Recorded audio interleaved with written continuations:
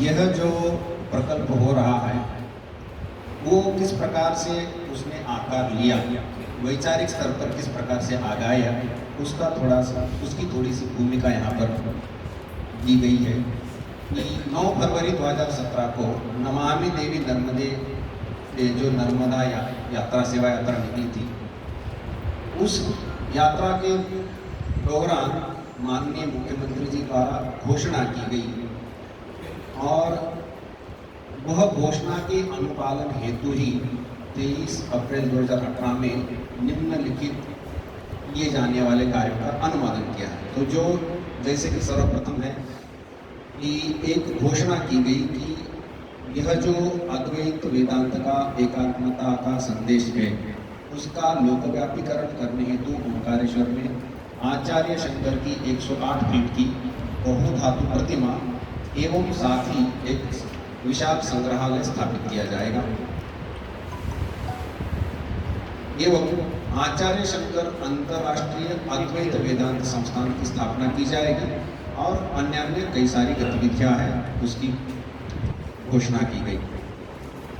अब यह इसमें जो घटनाक्रम है वो इस प्रकार से विस्तार से कि 9 फरवरी 2017 को माननीय मुख्यमंत्री जी द्वारा ये प्रतिमा स्थापन की घोषणा की गई। उसके बाद आचार्य शंकर का जो आविर्भाव या प्राकट्य पंचमी जिसको कहा जाता है, मध्य प्रदेश के सभी जिलों में 1 मई 2017 को मनाया गया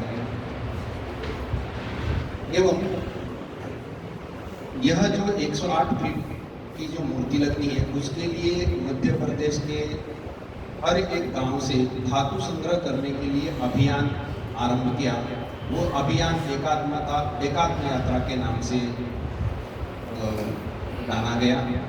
वो 19 दिसंबर 2017 से 22 जनवरी 2018 तक चला एवं एक एकात्म पर्व मनाया गया जो कि 22 जनवरी 2018 को वहाँ पर ये जो यात्रा आरंभ की थी उसकी पूर्णता होती है तथा इन सभी घोषणाओं को आधिकारिक रूप से कार्यान्वित करने हेतु एक व्हीकल की आवश्यकता चाहिए। इसीलिए 27 जनवरी 2018 में आचार्य शंकर सांस्कृतिक एकता न्यास का गठन किया गया।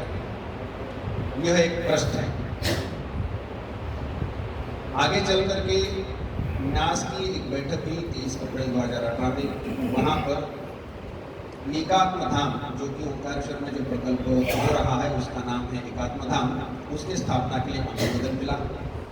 आगे चलकर एक अद्वैत उत्सव आयोजन किया जिसमें कई विद्वानों को बुला करके अद्वैत के महत्वपूर्ण विषयों पर विचार विमर्श करके आगे क्या कार्य होना है इस प्रकार से उसे दिशा निर्देश मिले।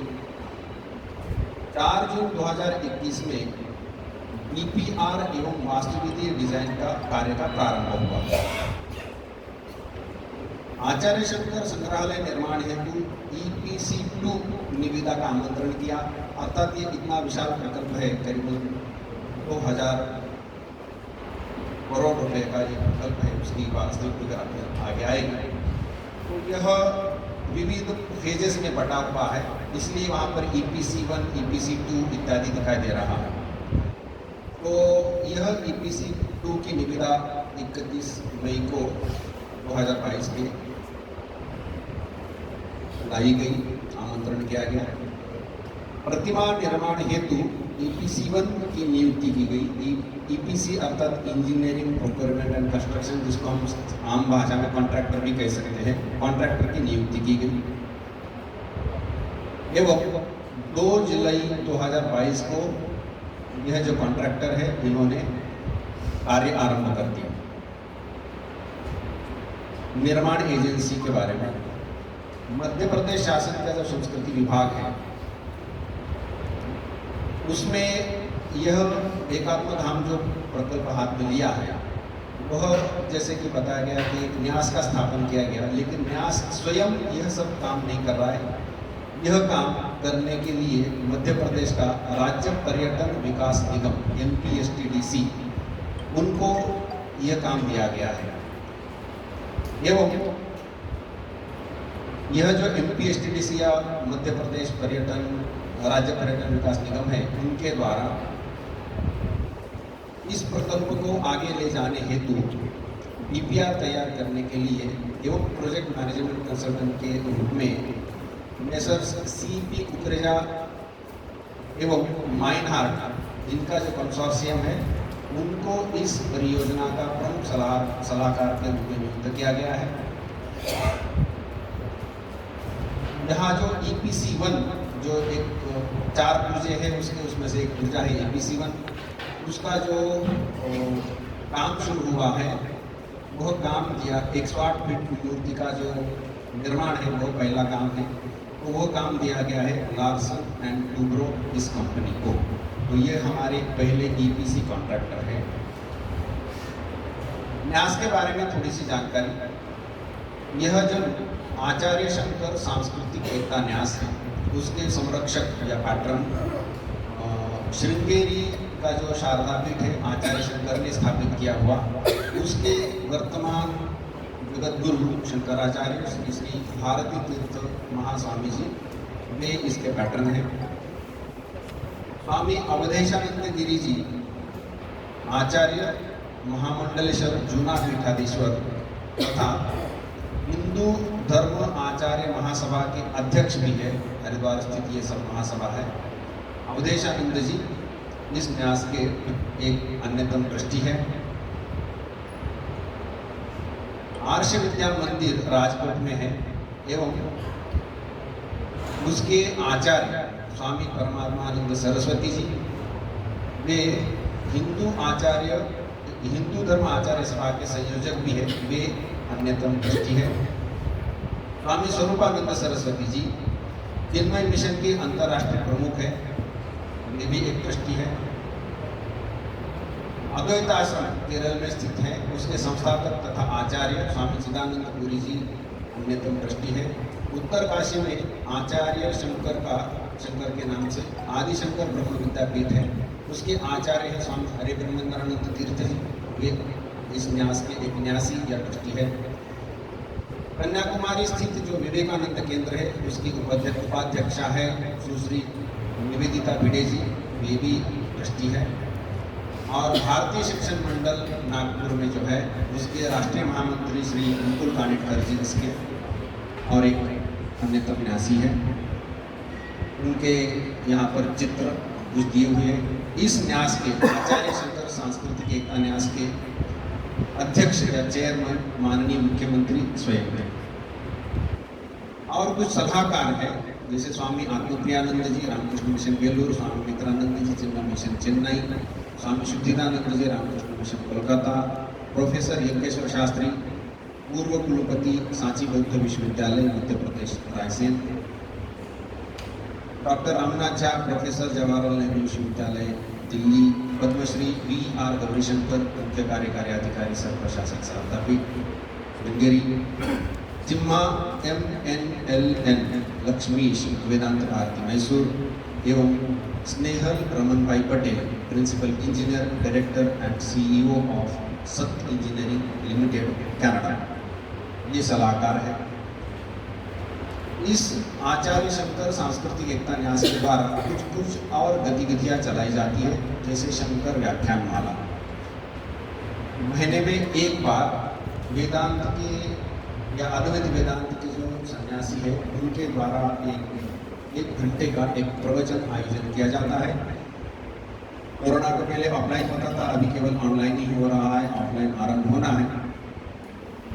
दूसरा है प्रेरणा संवाद, विविध कॉलेजेस एवं विद्यालयों में जाकर के सन्यासियों द्वारा विद्यार्थियों के साथ वेदांत का संदेश पहुंचाने का कार्य इस प्रेरणा संवाद के द्वारा किया जाता है। छात्रों में यह संदेश पहुंचना चाहिए, इसलिए चित्रकला की कार्यशाला एवं प्रदर्शनी आदि विषयों का आयोजन किया जाता है। शंकराचार्य द्वारा रचित करीबन 100 स्तोत्र है, जो आपको कुछ अच्छे से भलीभांति परिचित होंगे। शिवोहम शिवोहम इत्यादि सभी शंकराचार्य द्वारा रचित है। उन स्तोत्रों को भारत के सुविख्यात जो गायक है, उनके द्वारा ये संगीतबद्ध करने का एक प्रकल्प है, वो शंकर संगीत नाम से है। आचार्य शंकर के जीवन तथा दर्शन के ऊपर यथासंभव नाटकों का भी आयोजन होना चाहिए, तो इसलिए शंकर आधारित नाटक यह एक प्रकल्प लिया गया है। विविध परिसंवाद या गोष्ठी संगोष्ठी आयोजन करना, यह अद्वैत उत्सव नाम से प्रकल्प हाथ में लिया गया है। वेदांत या अद्वैत या यह जो एकात्मता का संदेश है वो जहाँ से निकल रहा है, अर्थात तो वेदों का जो अंश उपनिषद है जहाँ से मिलता है, वहाँ से निकला हुआ यह अद्वैत दर्शन, उस पर उसका समाज में विविध अंगों में किस प्रकार से प्रभाव है, संगीत क्षेत्र हो, कला क्षेत्र हो,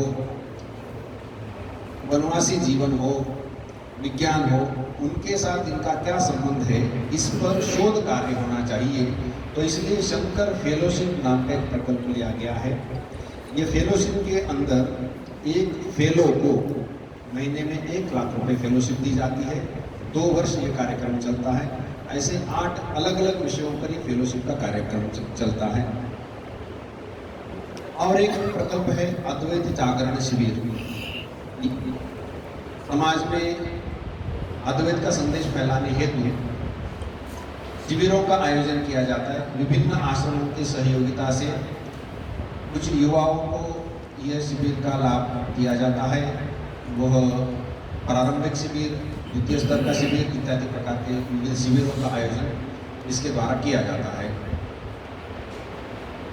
आगे चलकर के यह जो एकात्म धाम है उसमें आचार्य शंकर या आदि शंकराचार्य की जो 108 फीट की मूर्ति लगनी है उसके बारे में कुछ जानकारी। यह जो मूर्ति बननी है उसका फोटो आगे आएगा। सुविख्यात चित्रकार वासुदेव कामत जी द्वारा जो चित्र बनाया है उस चित्र के अनुसार मूर्ति बननी है। तो इसलिए सर्वप्रथम सर्च एवं सिलेक्शन कमेटी द्वारा भारत के जो श्रेष्ठ मूर्तिकार है, ऐसे 11 मूर्तिकारों का चयन किया गया। उनके द्वारा जो प्राप्त मूर्तियां है उससे 5 मूर्तियों का चयन करके उनमें जो भी कुछ कमियां रही उसको सुधारने के लिए श्री वासुदेव कामत जी के मार्गदर्शन में फिर से निर्माण कराया गया। उस जो 5 मूर्तियां सामने आई उसमें से 3 मूर्तियों का चयन किया, लेकिन वह भी उतना संतोषजनक नहीं था। इसलिए हमने और 5 मूर्तिकारों को ढूंढ करके उनसे भी मूर्ति निर्माण कराई। इस प्रकार से हमारे सामने 8 मूर्ति आई। इन मूर्तियों से छाट के 3 श्रेष्ठ मूर्तियां निर्मित की गई। इन तीनों में से एक मूर्ति जो ली गई है वो मूर्तिकार है श्री भगवान रामपुरे, और इस मूर्ति का चयन किया गया है अंत में।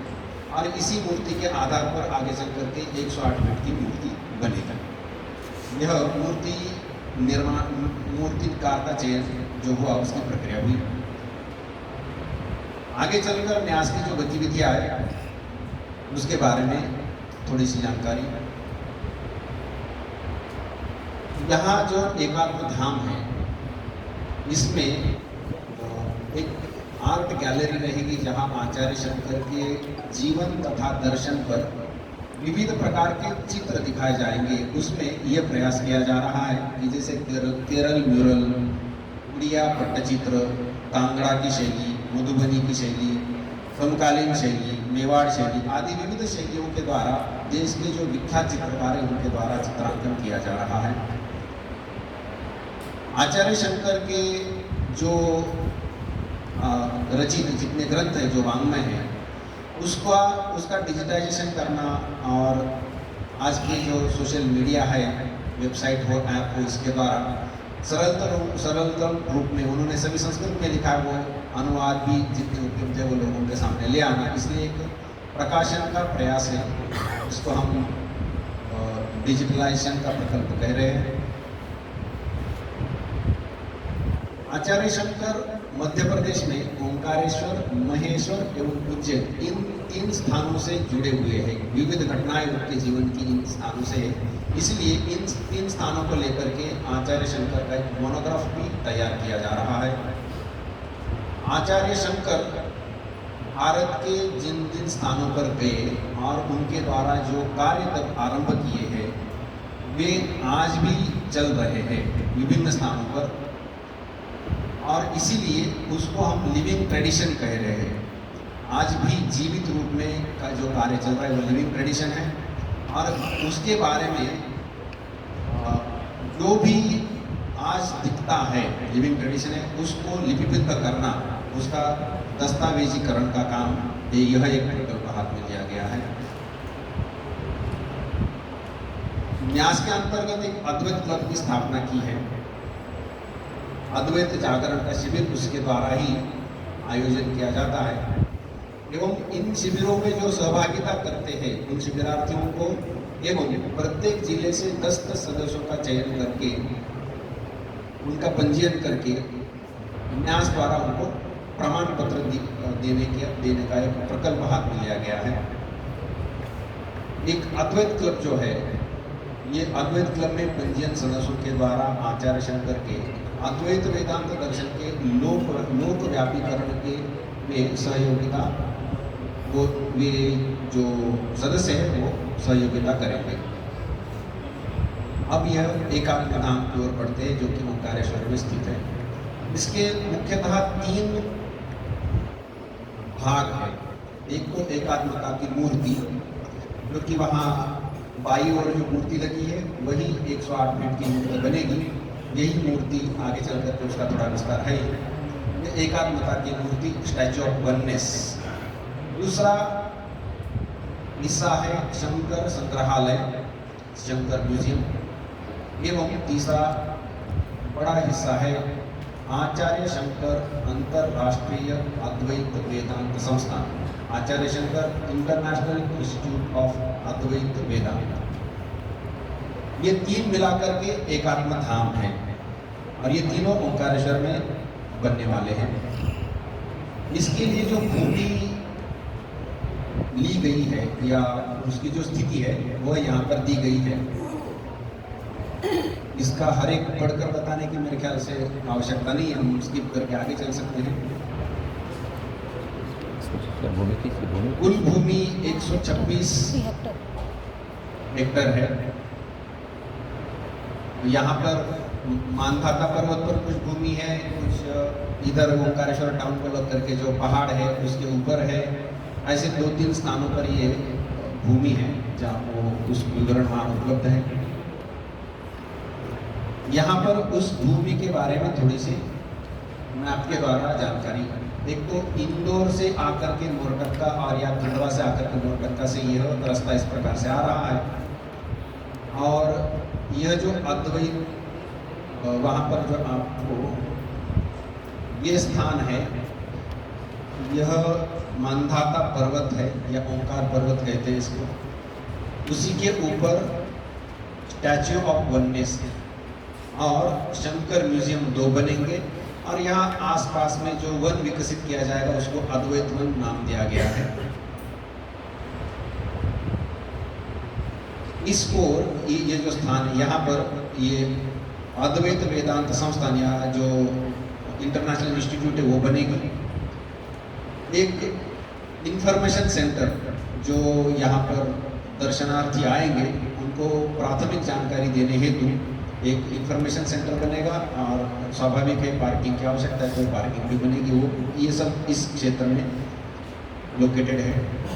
और कुछ ट्रेनिंग सेंटर बनने वाला है, वो भी इसी को लग करके जो भूमि है वो तो चलकर देखने का एक विचार है ही, तो आपको वो भी दिखाया जाएगा कि कहाँ पर है करके। तो इस प्रकार से यह एक मैं आपके द्वारा आपको ये कहाँ क्या बन रहा है इसकी जानकारी है। इसमें और थोड़ा विस्तार किया गया है कि जैसे आप इस पुल से चल के गए थे, आप इस पुल से जो झूला पुल कहते हैं उससे चल के गए थे, यहाँ से ओंकारेश्वर जी का आपने दर्शन किया, और इधर से ये जो ब्रिज है यहाँ से उतर करके आप आकर के हम अभी यहाँ कहीं ठहरे गए।